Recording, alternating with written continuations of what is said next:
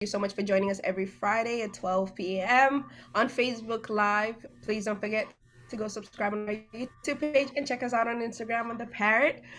Today we have an interesting topic going for you guys. The Bronx social political atmosphere, the pains, the gains, and the opportunities. And today we have Fernando Cabrera joining us. Please, sir, can you give us a brief introduction about yourself and let us know about the Barrier elections?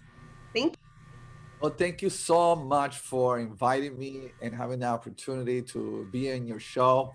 My name is Council Member Fernando Cabrera. I was born right here in the Bronx. I'm actually the only candidate running for Bronx Borough President that was born in the Bronx.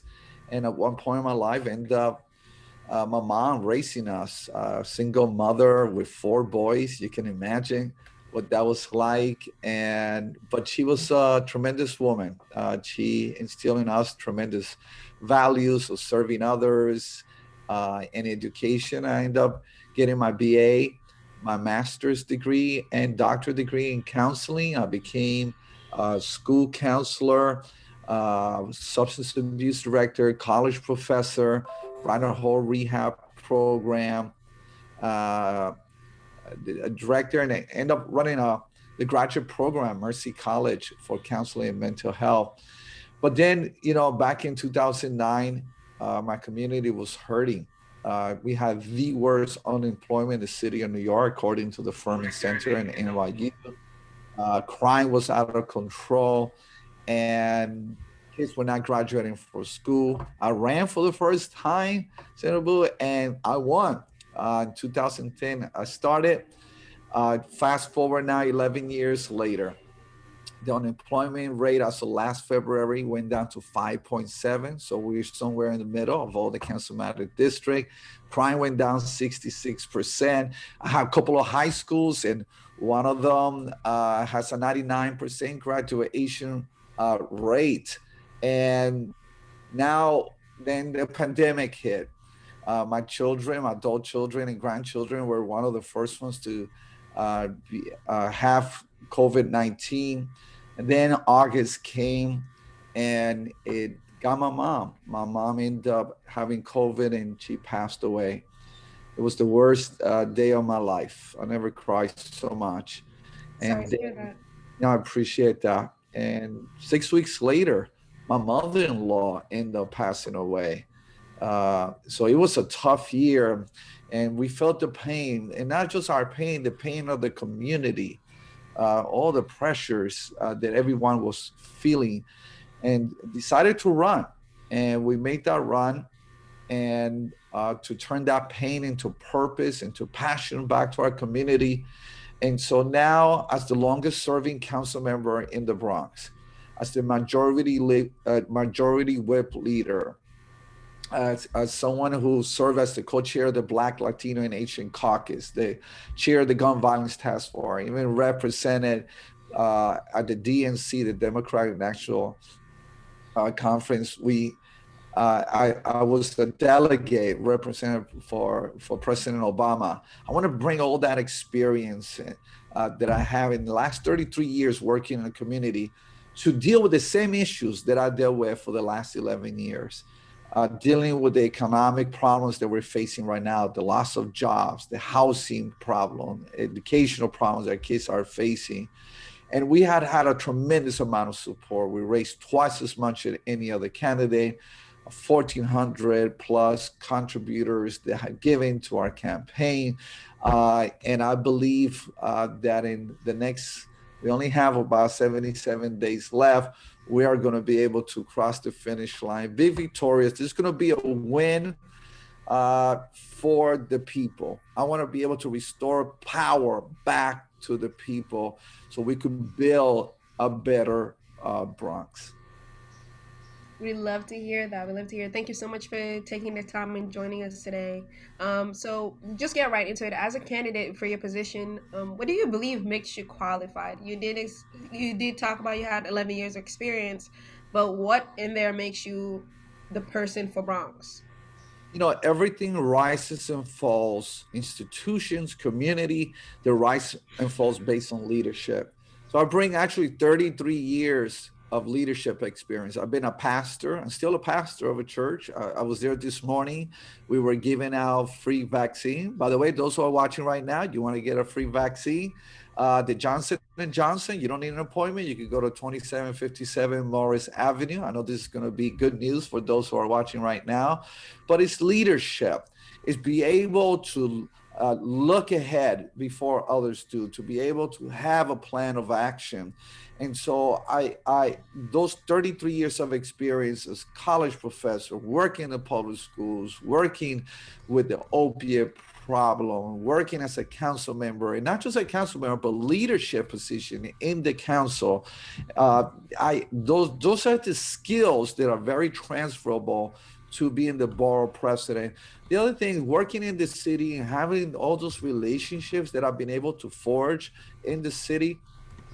There are institutional people who work in the city who are going to still stay there to be able to know how everything functions, how to get funding. I brought $170 million worth of educational capital money for our schools. I was able to to fund all of our parks in my district. I want to do that for the entire Bronx and to be able to bring forth the resources. And so I have a plan that I'd love to talk about here today with a vision that is going to bring the position the borough to be in a place that it could not just restart, but rebuild, and then get to that place where we could have a better Bronx. So, what are the social political challenges faced by the Bronx? Well, we first have the economic problem that we have right now. The economic problem that we have right now is an unprecedented one here in the Bronx. We have certain areas in the Bronx, we have 32% unemployment, and people are feeling that pinch.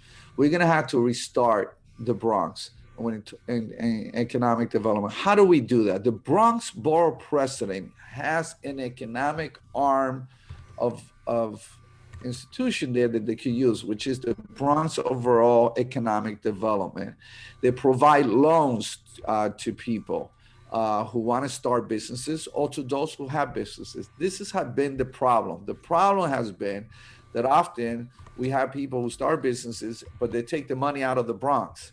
I want to first target people who live in the Bronx, people who are here, people who will stay in the Bronx. Then those monies that are raised, right, they stay within the Bronx. I wanted to exchange hands 7 times. That's when prosperity begins to climb. We need grants also being given to small businesses. We're gonna have to be able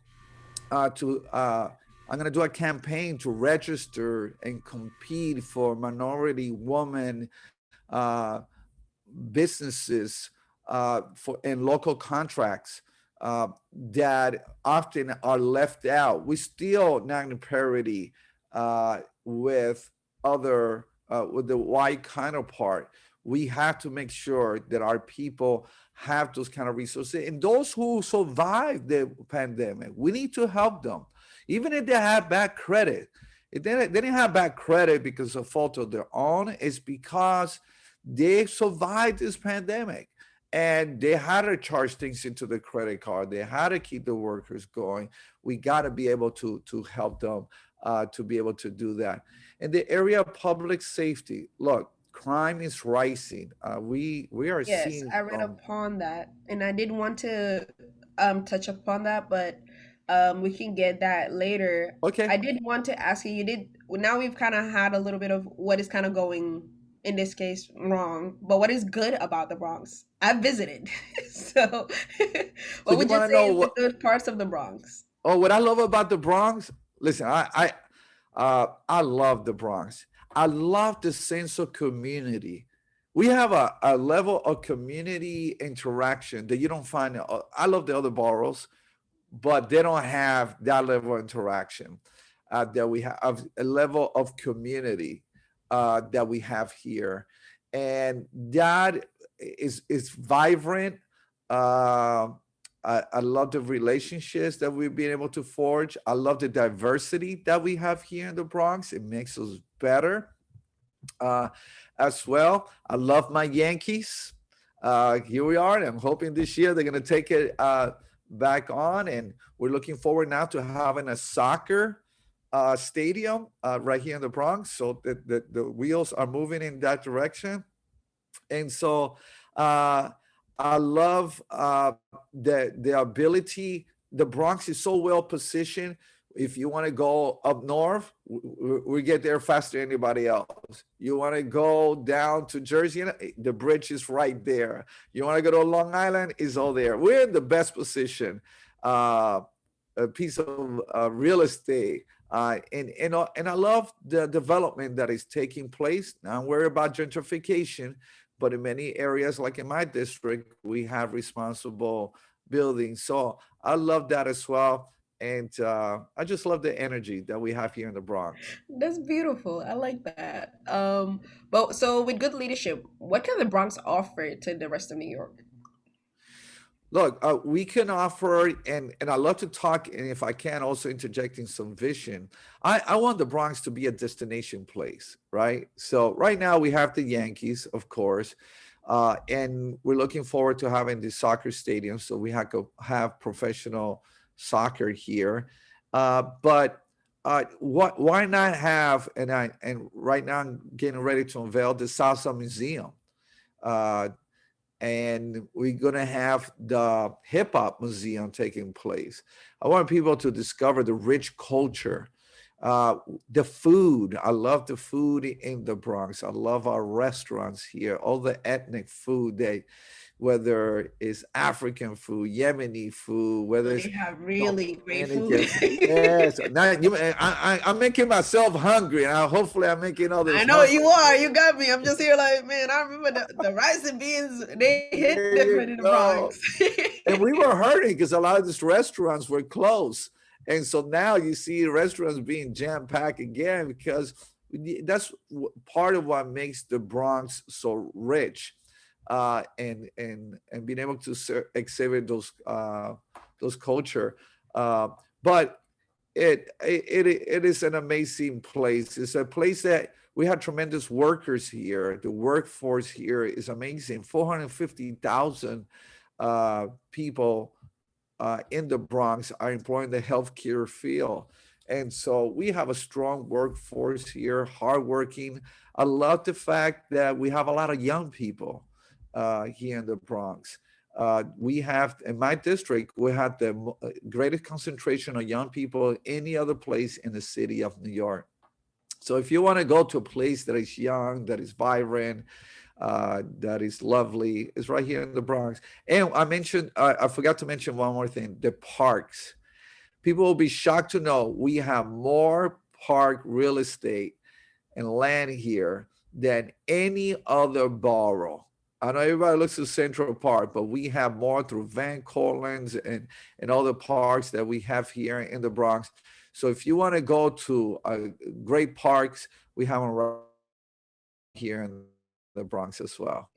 So how do you did mention that you have a lot of young people in your area, in your district in particular. How do you get them involved into the elections? Into the election, that's a challenge. Most young people do not vote, and I think that they don't see how it benefits them. They're not vested. So one of the things that we have to do as elected officials is to show them the power that they have. They have a tremendous amount of power to determine the future. It's hard to complain about politics and politicians and so forth if we don't vote.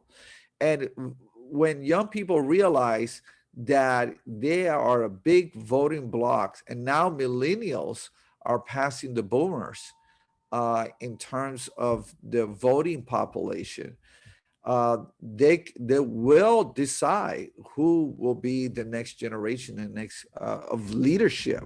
And as I mentioned, everything rises and falls in leaders. So it's very, very important for us to cast that vision. One of the things that we have done, we have gone to schools, and along with the city have provided funding for nonprofits to be able to go into school and to get young people registered to vote right when they're 18. Voting, let me just say this, voting is a habit. It's a habit that only about 10% of people in the Bronx do it on a consistent basis. The most important elections usually here in the Bronx are primaries, because whoever wins the primary is going to win the general election. So it's very important to cast that vision to young people early on so they could get in the habit of voting. Once they start voting 2 or 3 times in a row, then they begin to ramp up. I know for a lot of young people, they have shown concerns, especially online, talking about the transparency in politics. So with that, what are you? How transparent are you with your community? Are they involved? Is it completely community based, or is it more so just a selection number of your party people? Yeah, I look. Anybody who knows me, I've been pretty independent, and it hasn't been about party per se. I just want to do what's right for our people. Uh, in terms of, and what you're referring to there is what we term as good government. Look, in this, when I got in the council, uh, communities of color, we were not getting our due because at that time the speaker got to select who gets what amount. So myself and 3 other council members, we met for a whole year. We came with a plan. So the next time the next speaker came in, we changed the rules. So now every council member gets the same amount of capital funding and discretionary funding, which is for operations and programs and so forth. Now, the mayor has his pot of, of funding, and the speaker has another one, and that's where you negotiate to bring more funding into the district. But at least we have parity from the foundation, which we didn't have before. And that in itself made it very, very transparent. We are is one of the things that I love that we have is the hearings in the council, which are in Zoom right now because we can't meet downtown. They could see exactly what's going on. They could hear the latest information is later than any article, because you're getting the fresh information straight from government, and also they could participate on it as well. One of the things I've been doing is forums with people. I had one last night to be able to talk about the issues that are facing our communities and what proper actions we could That is move actually my forward. next questions. What are the issues that your community is facing right now? Well, the first one that I mentioned before is economic. Is economic issue. So I addressed that one, but let me go into some of the other ones, uh, which is healthcare, healthcare and nutrition. We are still the worst county in the state of New York when it comes to the health variable. Look, I was raised with having asthma. I grew up rather growing up having being asthmatic. It's scary, not knowing if you're going to breathe again. Um, the Bronx has suffered from vehicle pollution, but the biggest pollution is coming from buildings. So we had to retrofit, and we passed a bill to do that. And we had to retrofit many of our buildings. We need to move away from having school buses. Imagine school buses with all this combustion that they have going into our children. We have the ability now in the city, and we're going to move forward.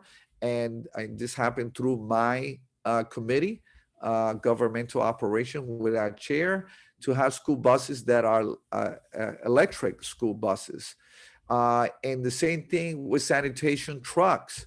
Now the technology has caught up, and we're going to be changing the vehicles from using gasoline or diesel to going all electric. This is going to change the environment.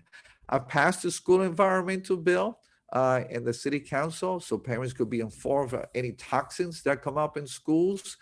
which before they didn't have that. Nutrition is very important. Uh, I the main reason why our people in the Bronx continue to suffer from diabetes and other types of a health condition is because of eating habits that we have and lack of accessibility to healthy foods. We should have year-round farmers market right here in the Bronx. Definitely. And look, you are what you eat. That is so true. In terms, and also we need wellness coordinators to go into public schools to be able to educate the children the proper way to eat. In every single school, we need to do the prevention work and education early on. We also have uh, uh, an opiate problem, which is a health problem that we have, the drug addiction problem. We need to have treatment on demand centers. So if somebody wants to get help, it's not like come 2 or 3 days later. If you want to go an inpatient, you could go right away and get that level of help that you need. Housing is such an important issue in the Bronx. And we want to do responsible housing without gentrification. My district is one of the only 7 in the city of New York, Councilman District, that has not experienced gentrification. That didn't happen by chance. That happened because we started to bring affordable, responsible, affordable housing into our district.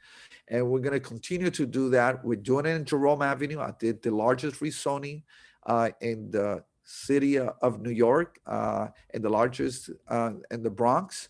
And that we already starting to see the fruit of it quickly. Many buildings, affordable housing units, are starting to go up. We got to make sure that we take care of our 9-shop buildings. We need $40 billion worth of capital funding, and to do it right, because we had an infusion money 20 years ago, but we got to really keep our eyes on where the money's going, which contractors it goes to, so we don't have corruption slipping in. I was able to get funding to Marble Hill, to 3 buildings that I have there in my district. We have Fort Independence and Bailey Avenue. And to be able to get cameras, safety cameras for all of the buildings. I had a playground. I was the only council member to be able to put stoves and refrigerators in national buildings. And we need to change the matrix, AMI matrix, within half a mile, because the way it is right now, it extends into wealthy neighborhoods. So it really don't have a true ratio. And the last thing I want to mention there regarding housing is that we need to have community land trust.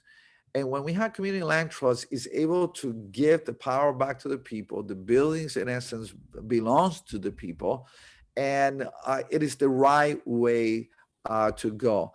I wanted to mention safety. Can I go there? Safety. I did have another question, which is Okay. basically What kind about of education? Can I hit education right now? Or is that later as well? yes, you can. We have about 9 minutes left. I'll definitely Okay. give you room for that. You did mention a lot of really important pains that the Bronx are facing. So I just wanted you to kind of touch up on, as well, summarize basically, how long will it take you to solve all of these problems if elected as the president of the Bronx? Wow, that's a big question. It I'm is. I'm It is. See, hope that's why I had to get it I'm out. hoping to be there 8 years. Obviously, there's going to be another election 4 years from now. There's going to be redistricting 2 years, but the Bronx VP doesn't have to go through that election because we cover the Bronx, the entire Bronx. So I won't have to run again because the Bronx is not going to change uh, in terms of its boundaries.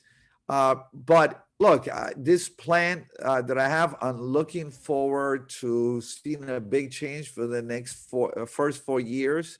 There's some plans that are going to take longer, and it's evolving. It's ever evolving. I was 11 years. This my now entering into my last year as a council member, and there were projects that they just take time. Cap projects. The board president right now, who did a tremendous job, Roman Diaz Jr., he has projects that he hasn't been able to finish in 11 years. We have Orchard Beach, for example, that I'm looking forward to infusing more funding, capital funding in Orchard Beach to elevate its stature and ability for people to have more fun when they go there. And so, but day one, I'm going to tell you this, day one, we are going to go all out.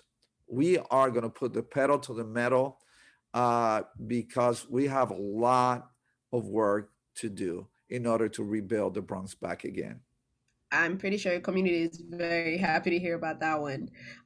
How would you tackle the education system, though? I do know that there's a lot of high school. That you have a lot of high school graduates, but not a lot of college graduates. We have about 17% that graduate from college, and you have about maybe 79% of people that are graduating out of high school. So there's a huge gap of people that are just not moving forward. So how would you tackle the education system in the Bronx? That is so good. That's a great question. And it's something that is very dear to me because I work in a school. I want to become the educational board president. I want to be able to work with our schools, with our principals, with our parents, and with the administration to get to those goals. Having worked as a school counselor, I know firsthand what's going on inside of public schools. Look, I believe that many of our infrastructure in our schools, they need to be prepared. We gotta give the tools to the children and to the young people so they could feel prepared to go to college. It's a self-efficacy problem. A lot of them don't believe that they could make it. The second thing I'm going to be pushing for is for free, and I mean literally free CUNY education for every single one of our students. Why is it that now when black and brown students started coming to schools in the 1960s, now it changed from being free. Back then it was free, and now they started charging. It would only cost us $90 million to do it the first year and $350 million to continue. The dividends that we're going to get back from our students to come out of debt free and to be able not have to, some of these students have 2 or 3 jobs and then do school at the same time because they're trying to pay for their education. We got to get them the best position possible. The other thing I want to do with schools, and that I'm doing already, is to be able to provide funding and to get private funders to educate to prepare our kids to take the exam for the specialized schools, especially black and brown kids. They normally don't get it into Bronx Science, Stuyvesant, Brooklyn Tech. And the reason why is not because they're not smart. The reason why is because they haven't been prepared for the test as other students who come from wealthy families Due do, to lack of resources. and lack of resources. So I actually did a pilot program in my district. I had a school. We started with one school. This year we're going to augment it. And in that school, we in that pilot program, we had the kids train in the summer. They took the exam, and prior to that, they had no students going to specialized schools. Now they have kids going to specialized schools. It works. We also got to have science labs in every single one of our schools, so our kids are STEM ready. By the way, I want to have a Harbor High School. We have SUNY Maritime, and the average student who graduates from there, you'll be shocked, they start making $80,000 a year. Why not have a high school on campus to be able to create a pathway, a direct pathway working within the college? And something that you mentioned is so important. What we really don't have is a good articulation between our high schools with our colleges to create a pipeline for the students to be able to get in.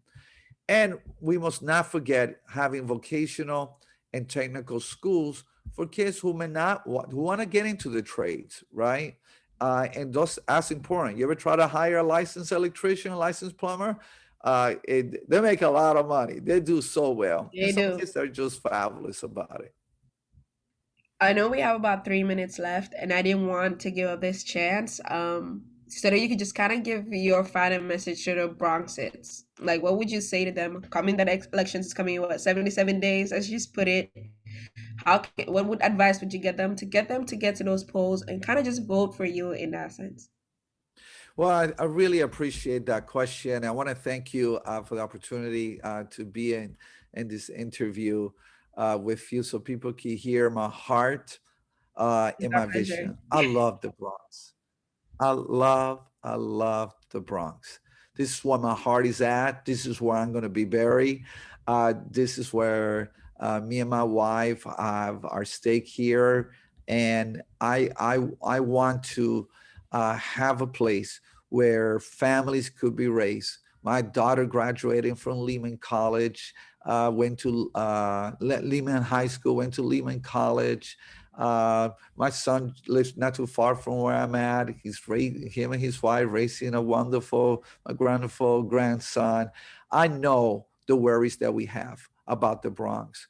And if we are going to see the changes that you deserve, you're going to need a leader that has been prepared, a leader that has paid the price, a leader that has the level of education. I have the highest level of education than any other candidates, have more experience working in government than any other candidates, have worked in public schools, worked with rehab programs, have been able to work at in higher education. I know what it takes. And with your help, we'll get to the finish line and we're going to be victorious. I want to thank everyone that has supported us. You want to learn more about us, you could go to Fernando Cabrera for Bronx.com. Fernando Cabrera for Bronx.com. You can come to our office. You want to help us.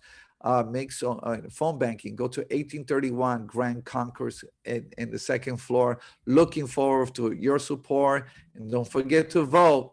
The 22nd of June, actually early voting, you could do that. Or if you want to mail it in, Fernando Cabrera for borough president. Thank you so much. And thank you for hosting me here in the Oh, Parrot. thank you so much for joining us. We appreciate it for taking your time and educating us today. We appreciate that so much. Good luck on the elections. We're praying for a win. Fingers Thank crossed. you. Thank you so um, much. Thank you to the audience for joining us again. We're here every Friday at 11 a.m. and at 12 p.m. with the news and politics in New York and the Bronx and everywhere else. We got you. I'm your host, Sainabou Baldeh. Thank you so much again for joining us. Please don't forget to subscribe on our YouTube channel on The Parrot and join us on Instagram, all right? The Parrot TV. Thank you so much. Everyone have a good day. Enjoy your weekend. Thank you so much again for joining us, Mr. Fernando. Thank you. Bye.